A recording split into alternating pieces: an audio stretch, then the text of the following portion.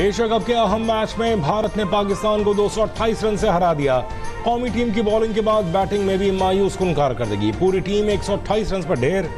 Injury के बायस नसीम शाह और Haris Rauf batting के लिए नहीं आए। कप्तान बाबर आजम 10, इमामुल हक 9, शादाब खान 6 और मोहम्मद रिजवान सिर्फ 2 रन बना सके। फखर जमान 27 और आगा सलमान 23 रन बनाकर हिम्मत हार गए।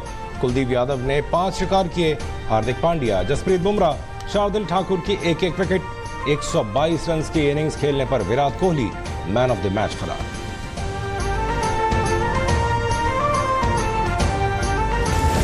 सबने उस क्रिकेटर को तो भुगता है, सबने तौबा कर लिया है, कभी उसको तो वापस आने नहीं देंगे।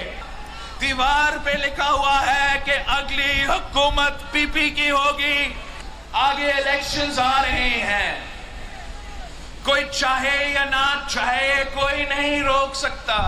आज नहीं तो कल इलेक्शंस होंगे, 90 दिन में नहीं तो 100 दिन में होंगे, 100 दिन में नहीं तो 1 से 20 दिन में होंगे। हम तो तैयार हैं, जियाले तैयार हैं। इलेक्शन को कोई नहीं रोक सकता, हम तैयार हैं, चेयरमैन पीपल्स पार्टी का कहना है। वो सक्खर में तकरीब से खिताब कर रहे थे। उन्होंने कहा कि जियाले तैयार हैं, अगली हुकूमत पीपल्स पार्टी की होगी। चेयरमैन बिलावल भुट्टो ने सक्खर में सैलाब तासरीन में प्लॉटों की तकसीम की तकरीब से खिताब में कहना था क्रिकेटर को भुगत लिया, वापस नहीं आने देंगे।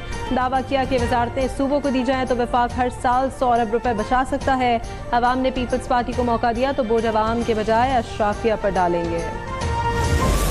2017 का तसलसल रहता ना तो ये G20 पाकिस्तान में होता है। यहाँ हमारा अपना G20 का इजलास एक न एक दिन बहुत जल्दी बल्कि हो चुका होता है या होने वाला होता। 2017 का तसलसल रहता तो G20 का इजलास पाकिस्तान में होता। मुस्लिम लीग नून के कायद नवाज शरीफ की मीडिया से गुफ्तगू। सहाफ़ी के सवाल के जवाब में कहा, तसलसल रहता तो पाकिस्तान G20 इजलास में शामिल हो चुका होता या होने वाला होता।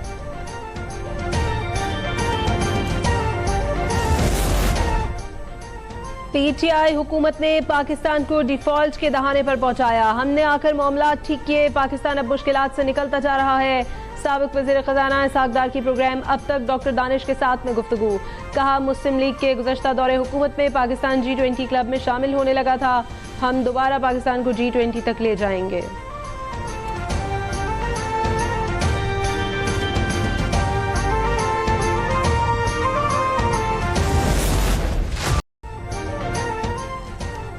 सदर आरिफ अलवी का आम इंतखाबात की तारीख जल्द देने पर गौर। ऐवान सदर में विभाग के वज़ीर क़ानून व इंसाफ अहमद इरफान असलम से मुलाकात में आम इंतखाबात के हवाले से मुशावरत की गई।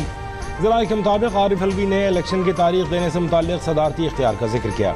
वज़ीर क़ानून ने वाज़ेह किया, तारीख का ऐलान इलेक्शन कमीशन का इख्तियार है। सदर मुमलिकत ने तारीख दी तो इलेक्शन कमीशन उसे मुस्तरद कर देगा।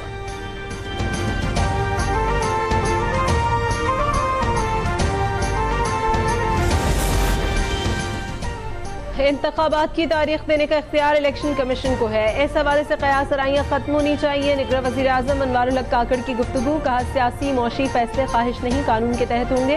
इक़्तिदार को तूल देने का हमारा कोई प्लान नहीं। वाज़ेह किया, पीटीआई समेत किसी भी सियासी जमात पर कोई कदगन नहीं।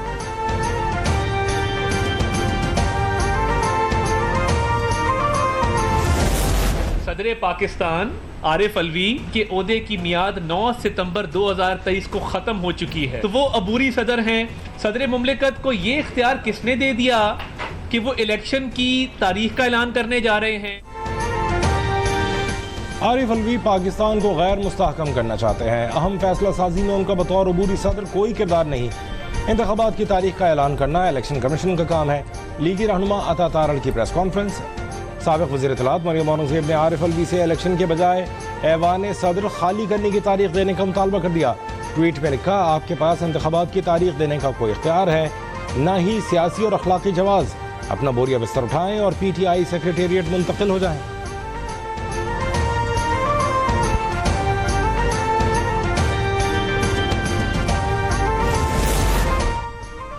आईनी इशूज में उलझाकर अदालत का इम्तिहान लिया गया। फरवरी 2023 में सुप्रीम कोर्ट के सामने कई आईनी मुकदमात आए।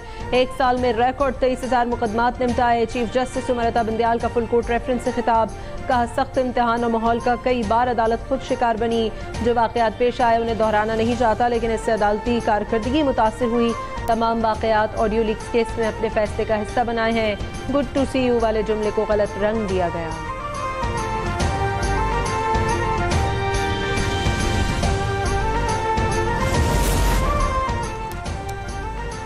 कराची के बिजली सारिफीन पर एक और बिजली बम गिराने की तैयारी। बिजली 10 रुपये 32 पैसे फी यूनिट तक महंगी करने की दरख्वास्त दायर। ज़राए के मुताबिक सहमाही एडजस्टमेंट की मद में दरख्वास्त वफाकी हुकूमत की जानिब से दायर की गई। घरेलू और कमर्शल सारिफीन ने नेपरा में शिकायत के अंबार लगा दिए। बिजली की कीमतों में इजाफे की दरख्वास्त मुस्तरद करने का मुतालबा। नेपरा ने फैसला महफूज कर लिया।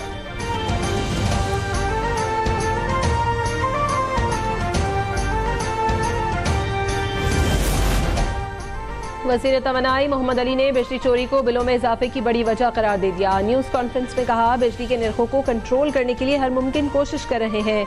रेट जितने कम कर सके करेंगे। बिजनेस कम्युनिटी की तजवीज़ पर वज़ीर आज़म से मुशावरत करेंगे। 31 अक्टूबर से पहले नया टैरिफ मुतारिफ कराएंगे। सनतकारों को नया पैकेज देंगे।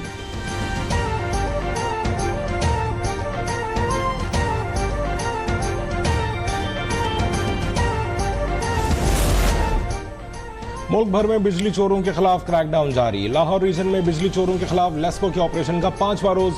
हुक्काम के मुताबिक 194 कनेक्शंस बिजली चोरी में मुलविस पाए गए। FIRs की दरखास्तें मुतल्लिका थानों में दायर। आइस्को ने इस्लामाबाद, रावलपिंडी, अटक, जहलम और चकवाल से 91 बिजली चोर पकड़ लिए। इस्लामाबाद में गैस चोरी करने वाले 6 कनेक्शंस मुनक़ता कर दिए गए।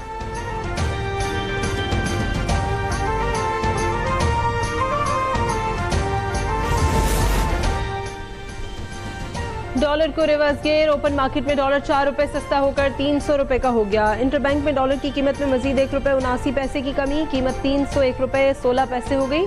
स्टॉक एक्सचेंज में मंदी का रुझान रहा। मार्केट 147 पॉइंट्स की कमी से 45,865 पर बंद हुई।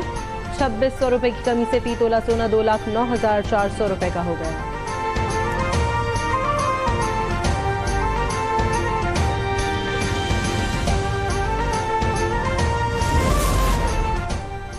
गवर्नर सिंध कामरान डिसोरी ने डॉलर मजीद सस्ता होने की पेशगोई कर दी। कहा, पहले ही कहा था डॉलर 300 से कम होगा।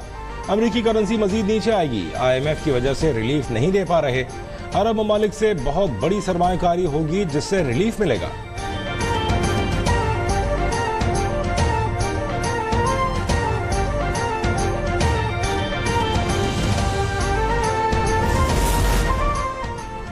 कौमी एयरलाइन का कर्ज 743 अरब रुपए से तजावुज कर गया। ज़राए वजारत खजाना के मुताबिक PIA ने कर्ज पर सूद की अदायगी के लिए 23 अरब रुपए मांगे थे। हुकूमत ने रकम देने से इनकार कर दिया। गुज़श्ता माली साल में कौमी एयरलाइन को 87 अरब रुपए का नुकसान उठाना पड़ा।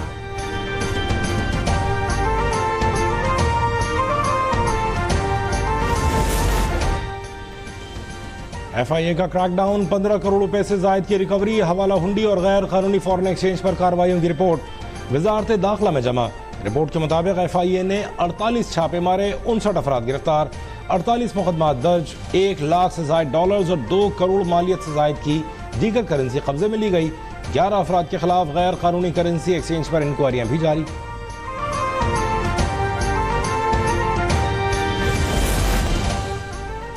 £190 मिलियन स्कैंडल में नैब ने शेख रशीद को आज तलब कर लिया। साबिक वज़ीर रेलवे को सुबह 9:30 बजे नैब रावलपिंडी पेश होने का हुक्म। मुतालिका दस्तावेजात हमराह लाने की हिदायत।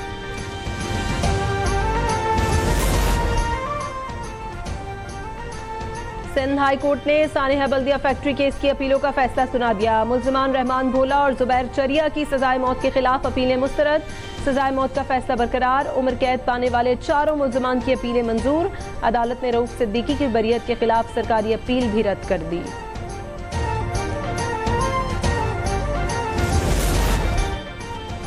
लाहौर में पुलिस की कार्रवाई। जाली FIA अहलकार गिरफ्तार। मुल्जिम अबू बकर ने पुलिस को अपनी शनाख्त FIA के मुलाजिम के तौर पर कराई। तलाशी पर मुल्जिम से 2 जदीद ऑटोमेटिक राइफल्स, नीली पुलिस लाइट और पुलिस मोनोग्राम बरामद। मुल्जिम के खिलाफ मुकदमा दर्ज।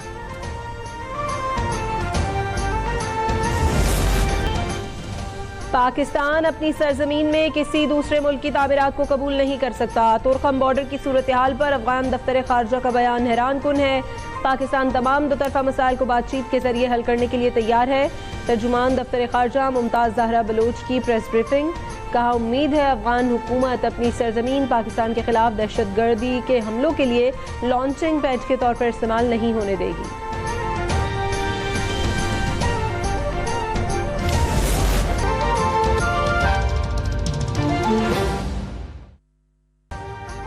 अभी सब्सक्राइब करें ताकि कोई खबर रह न जाए।